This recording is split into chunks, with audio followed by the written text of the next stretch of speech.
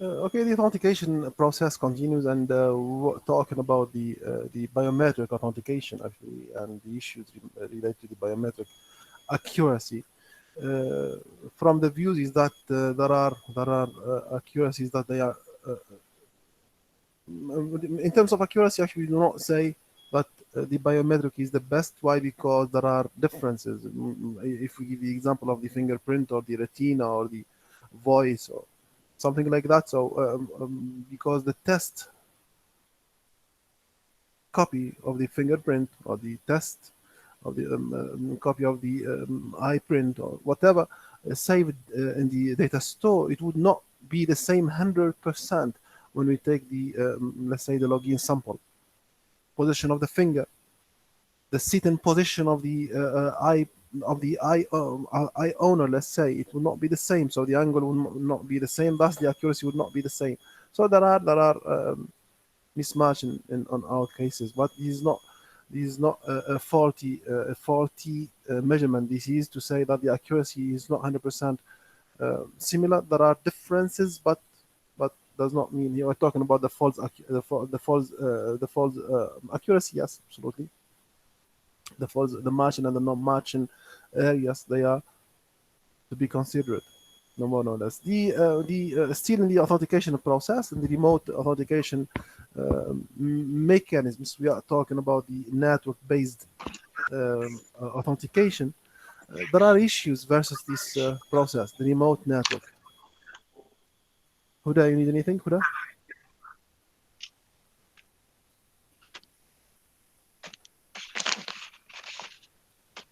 Huda, are you with me?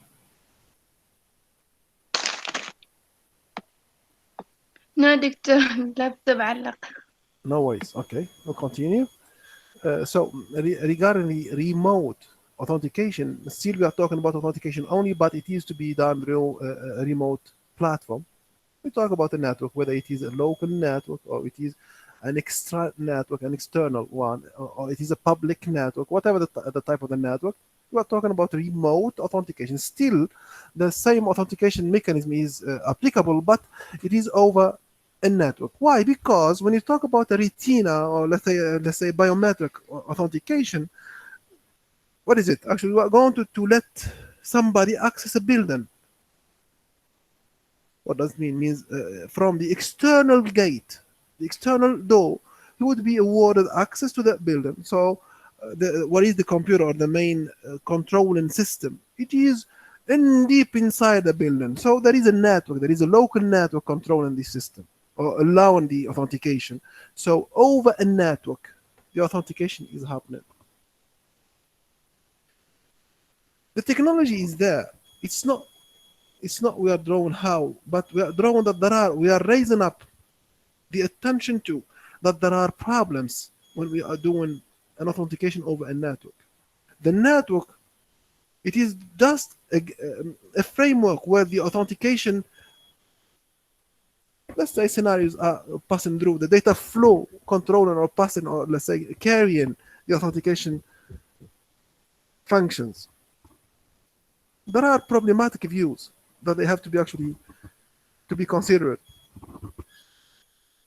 The least and not the last is the eavesdropping in addition to the replay attack. Eavesdropping attack and replay attack. Those are very famous attacks against the authentication on top of a network.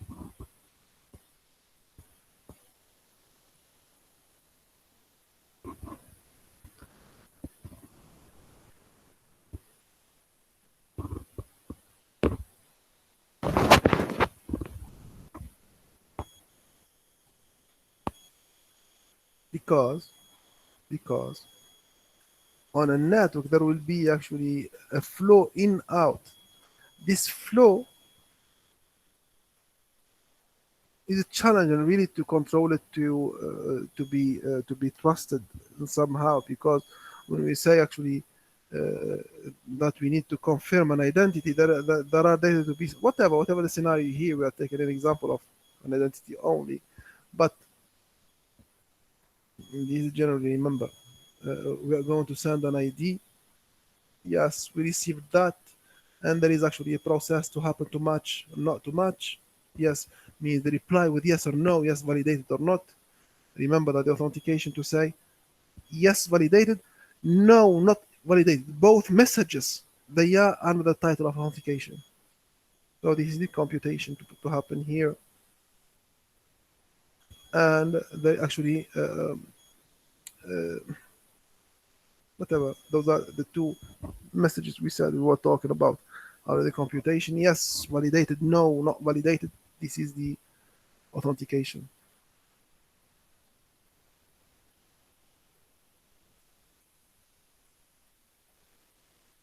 Those scenarios is the mechanism that the authentication over the network, how it happens, how it is going on. Yet the problematic view raised up here is not unique, because there are other issues that we have to tackle, whatever, because actually the replay attack can cause other man in the middle scenarios to happen. The man in the middle, all of the man in the middle attacks that might be valid, yes, can be actually, yes, we redirect the flow. We do actually, we may actually inject whatever the inject components to compromise devices or things like that.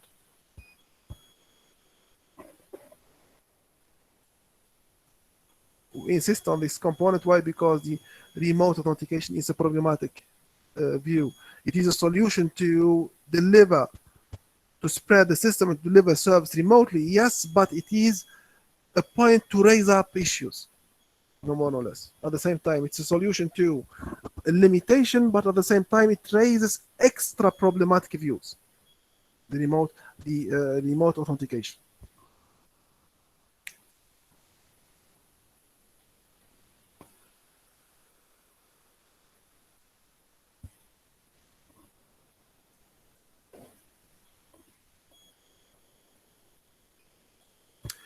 I took it actually in an abstract view here. I told you, and it is mentioned to others, there is a computation to happen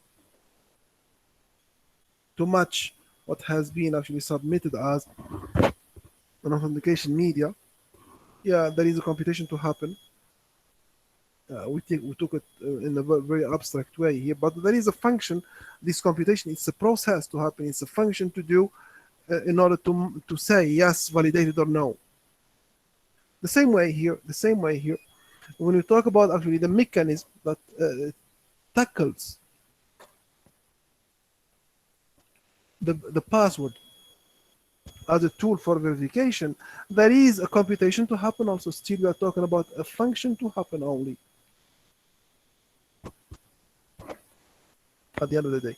So it's a computation to say yes, the password matches what it is saved in our records or not. Full stop. Why we are talking about the protocol? Because remember, the password to be utilized, there are scenarios how to save the password. I just come back one step earlier. Back. Remember the use of the password. Actually, we talk about a password hash, and it's not only a password hash, it's a password with the salt. Both of them, they are hashed. The password with the salt to be hashed, the salt value. So it is another consideration how this protocol is going to be happening, the function, the computation, how it's going to be happening. Yeah, great.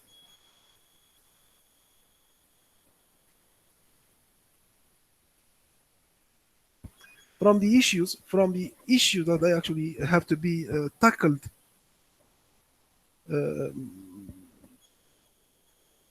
authentication issues, we talk about masquerade, in which we are going to try to generate a list of passwords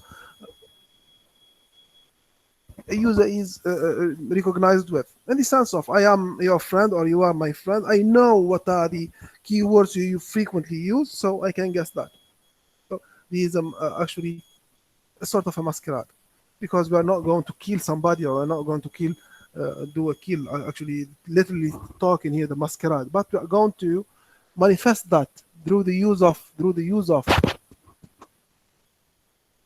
knowledge we have. When you are going to guess, it means you are going to try to use the expected passwords a victim might be using.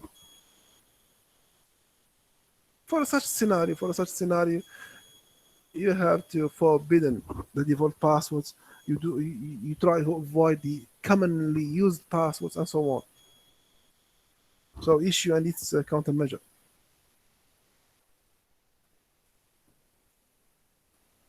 And not only to trespass by your knowledge, but also you can use the technology to trespass such limitations. And when we talk about here your knowledge, you're a client, here we are talking about the security within the system itself or within the environment itself. We might talk about the salt used, the hashing, and we are talking about the security related to your data store and things like that. So you can classify them into two parts here.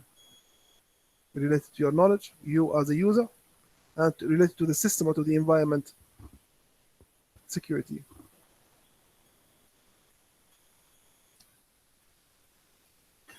By the way, can you just raise any questions related to the thing nominated eavesdropping? We use it, I used it, and we use it again and again and again.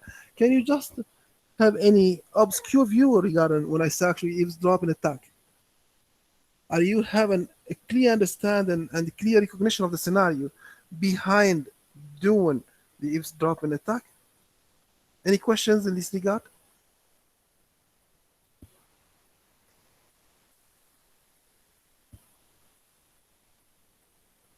No, Doctor.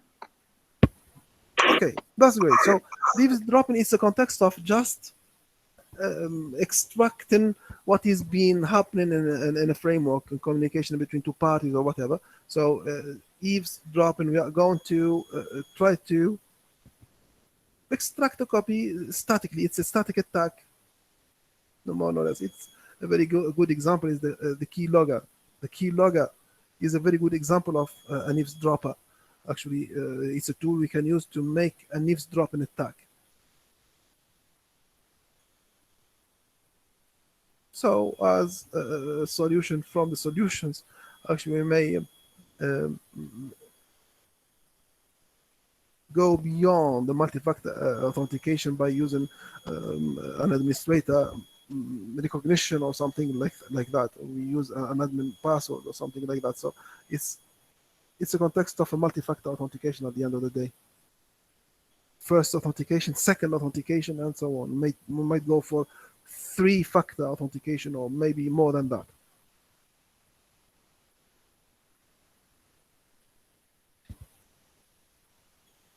The replay attack, we saw that and we know it in the digital security course.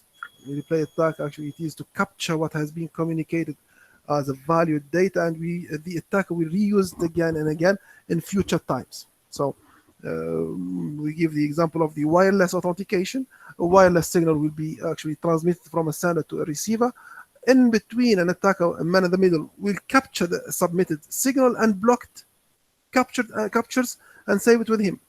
Do not let him go to the destination. In future times, the attacker will use that signal to authenticate himself versus the victim machine. Replay attack. So in future, we said. So as a countermeasure is that to stop such a replay attack scenario is to use a one-time password only, a one-time authentication process only. So based on time, we use the time to authenticate any communication. Means if the attacker captures the message, even he utilizes it after 1 second or one time or let's say one time frame, the message will be dropped because the time passed. It is not because we knew that you are an attacker. No, you will not be caught as an attacker. No, but because the time passed, khalas, we don't accept that message. You have to send again. So as a countermeasure to the replay attack.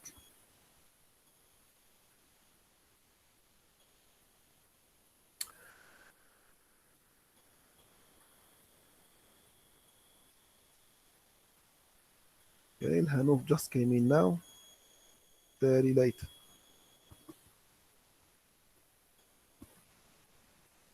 Okay, from the other scenarios that they are actually also issues of authentication, the Trojan horses, they are one of the techniques you might utilize, attackers might utilize to break in the authentication mechanism. Means they might actually be able to hack accounts.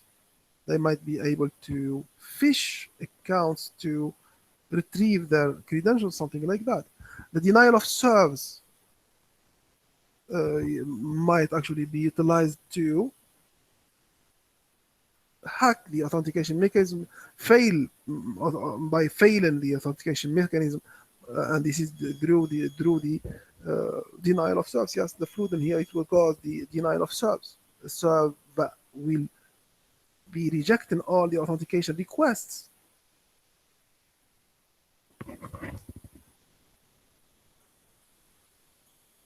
For the Trojan horse, actually, it's a scenario of security wise. You have to tackle all the Trojan horses techniques. We saw the security techniques. We might go beyond. And for the denial of service, amongst the countermeasures, we might go with the multi-factor authentication.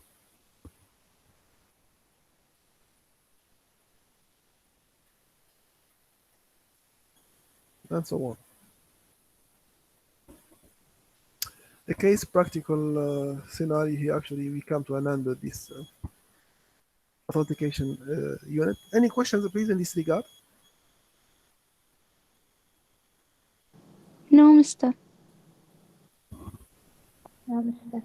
This is great. This is great. So let's pass to unit number 4.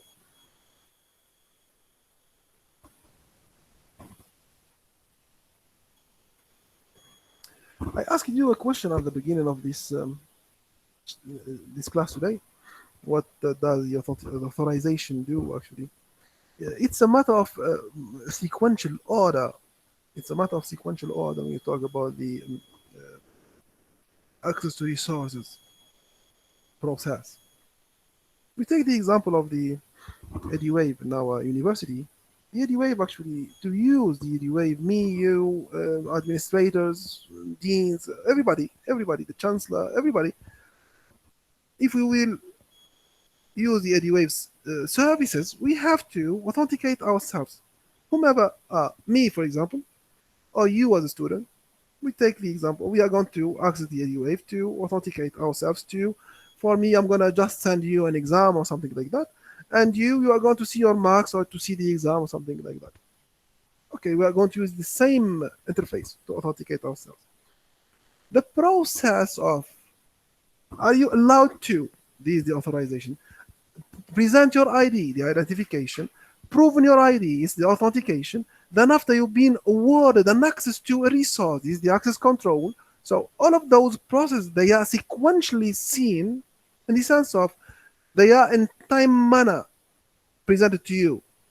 We cannot find the access control before the authentication. Chapter number 4, access control. It cannot be before the authentication, which is the chapter number 3.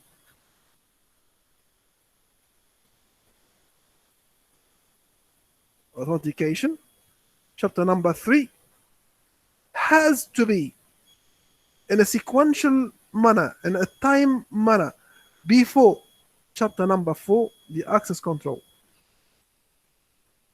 Why? Because if you are authenticated, then you'll be given an access control function to give you access to resources. Other than that, no, you'll not be able to access any resources. There is no access to any resource if you are not authenticated. If you are not a member from the group, then you'll not be able to see any resource. You have to be a member of the group, which is the authentication. At that level only, you will be awarded an access control mechanism to give you access to resources. See what I said right now. If you are a member of the group, you'll be given a function to control your access to resources. So this is the prevention of the unauthorized use of resources.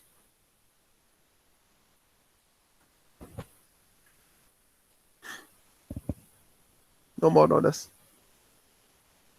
The smallest definition of the access control, according to the NIST, National Institute of Standardization and Technology, the prevention of unauthorized use of the resources. This is actually a manner via which you are not allowed to use the, for example, the files, the database contents, or the data inside the database entities, or things like that, in an unauthorized manner.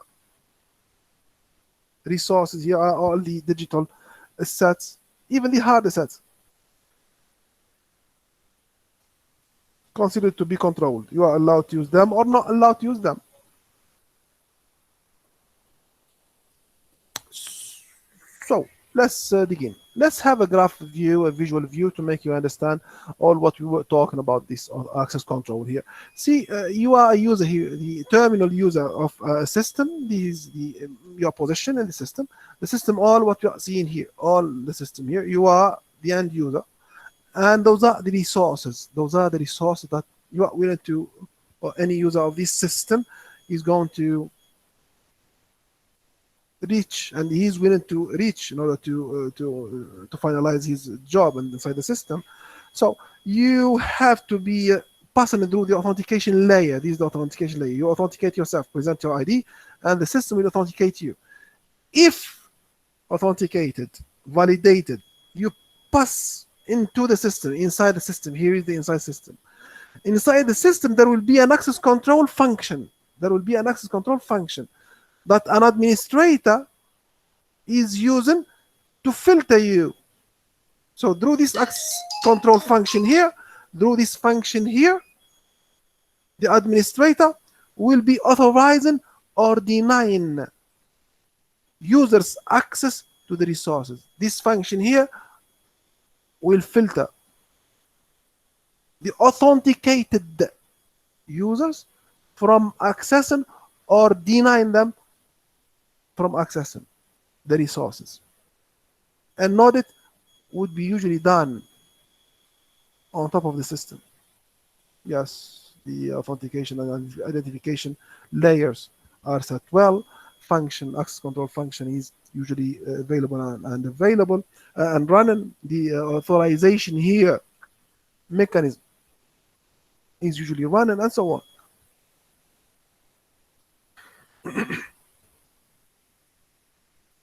Any questions in plural in this diagram, please, or regarding this diagram, please?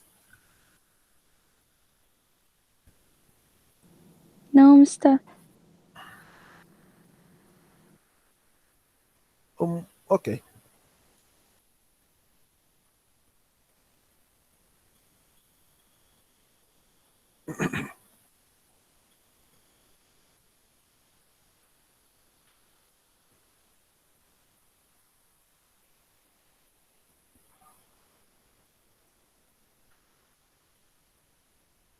There are standardized protocols via which we go beyond the access control. Here, when we say that the authentication is a layer via which we give access to a system or not, we do not give the access to the system. Authentication. We saw the mechanisms behind password-based, token-based, biometric, or whatever authentication scenario. What is the access control function? Or what are the access control functions in plural? There are standardized mechanisms. Means here you open the EduWave. If you take the example of the EduWave, authenticated means your username and password are correct and matching. So you are inside the EduWave. Okay, inside the EduWave, there is another control to happen. What is it? Do you see anything inside the you as a student? Do you see anything inside the EduWave? Visually, no, but effectively the function is running. Why? Because me and you, we use the same username and password fields.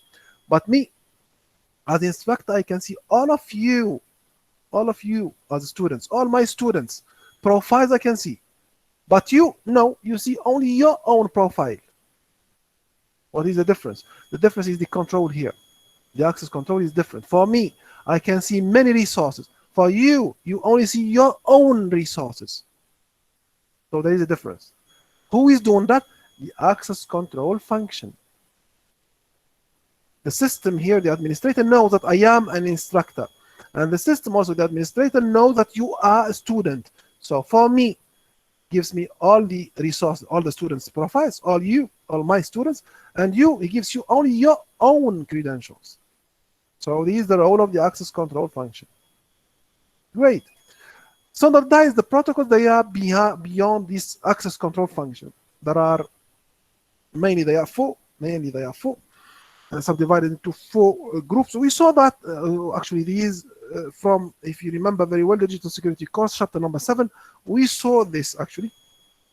We talk about the dark discretionary access control, عشوائي, or we talk about the mandatory access control, which is the use of mandatory resource that you have to prove to use them. If they are available, so you are awarded access. Otherwise, no. Mandatory access control. Role-based, based on your position. You are a student, you are an instructor, or something like that. So based on the role you do. Or rule-based or attribute-based rule policies. We'll talk about the rules. From 8 to 4, you do not have the right to open YouTube. These rule-based, based on which services are denied or are awarded based on rule. So standardized mechanisms via which we give access control, or we provide the function that does the access control. Let's discuss them. Let's explain them more and more. Before we do any explanation regarding those four standards, a requirement for an access control function is a must. What does it mean? It means an access control function, if it does not have a reliable requirement available, so it cannot actually give a reliable output.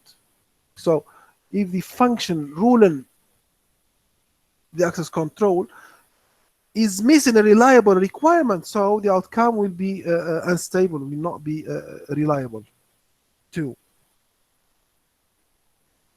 What does it mean? It means if we give, for example, if we give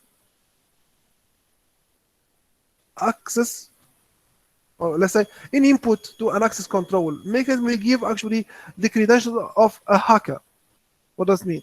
If a hacker has succeeded in authenticating himself versus the system, so the input to the access control is the details of a hacker. So the hacker will be able to access the resource which is not allowed for him to see them even. So this is the input, in context of input.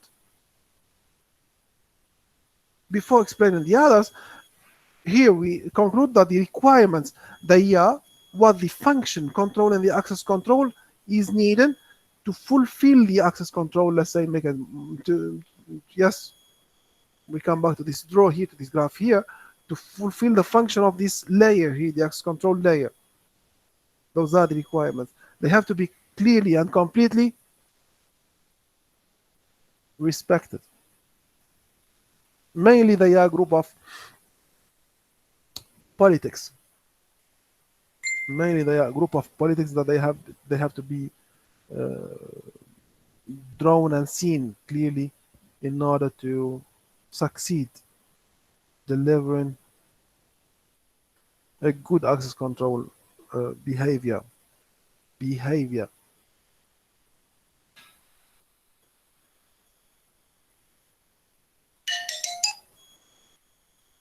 Okay. As per the authentication, if you remember the actors in an authentication process, they are three in an authentication process: the claimant, the verifier, the relying party. The same scenario here. In an access control, in an access control, there are main actors. The subject, we used since the beginning of this cybersecurity course, since the beginning of this semester, we use this word so many times. The object, we use this word so many times. And the access right is new to us. actually in this course, in this semester. The subject is the doer who is doing that. The subject might be the user, me, you, everybody, might be a process in the system, the doer in all cases, the doer. And mainly, not only mainly, the doer, it is to be seen by the system in three views, whether it is a resource owner or it is a group where the resource or a group that has the right to access the resource, or a public, everybody or anything else that can be actually having the right to access a resource. All of them, they are seen to be, they are having the chance to be seen as subject. An object is the resource itself.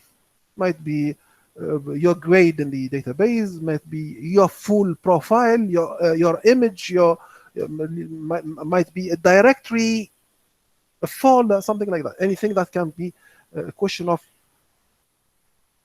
use, to be used. It's a resource, whatever the resource is. It might be hard and soft. It's a resource.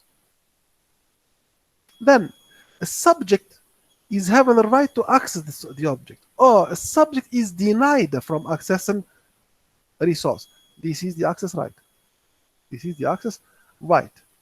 So a subject is awarded an access right, or a subject is denied from accessing. This is the access right. Both the permittance and the denial is the access right.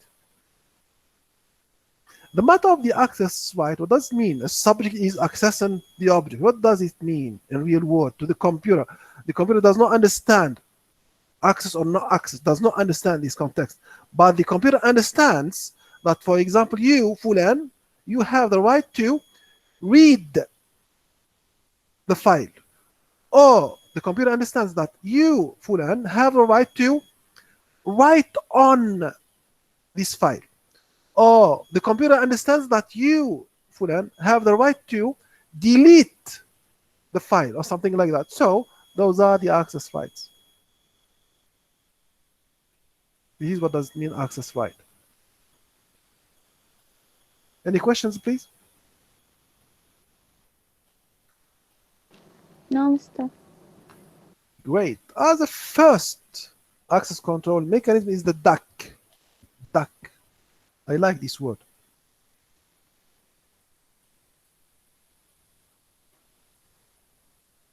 Discretionary access control. دخول عشوائي, as per the literal definition to the Arabic, actually. In the discretionary access control, we are going to specify a list of roles that a subject has. And based on those roles, I'm using the word roles here, but they are functions. To read, to write, to delete, to alter. Those are the access rights, no? To read, it's a role, it's a function, it's an activity, it's an action. List of actions, better to use. Let's use the word action better. It's more near. So, those are a list of actions to do.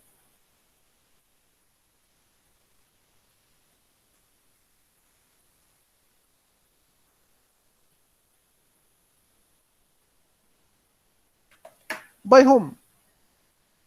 By a doer. From the actions to do is nothing. We cannot see anything. For example, you access the ADUA and you find anything. We cannot find anything. We see only a calendar. So we might have some empty functions regarding a resource. No, regarding a resource usually. Regarding an object.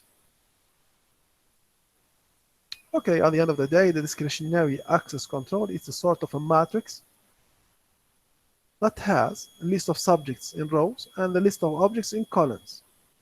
The matching and the intersection points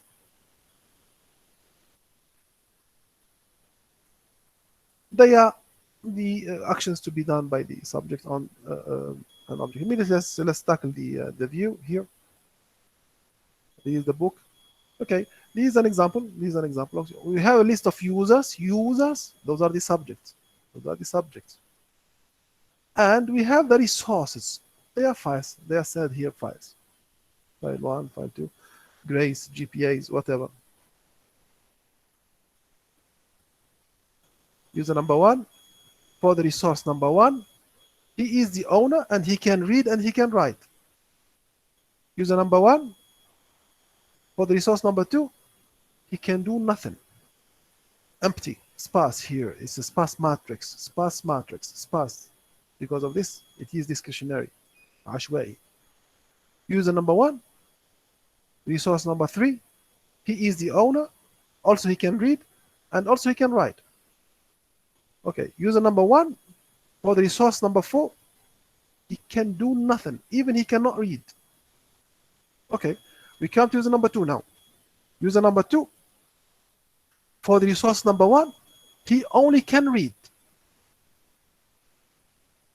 User number 2, for the resource number 2, he is the owner, also he can read, and also he can write.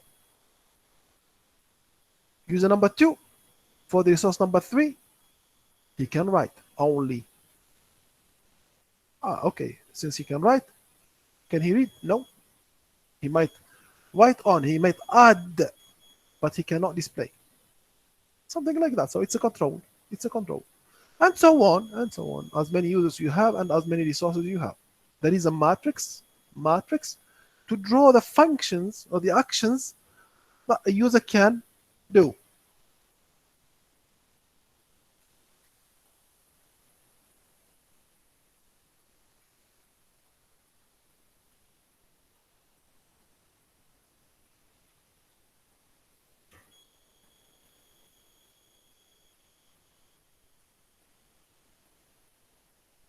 The same matrix here, the same matrix, let's read it differently. The same matrix here. What I was explaining right now, we are going to see it in a data structure way. So resource number 1, the resource number 1 is owned and read and written by the user number 1. Here it is. File number 1 is owned, read, and written by whom? A, user number 1. And also the same resource and the same resource is read only by user 2. Here it is.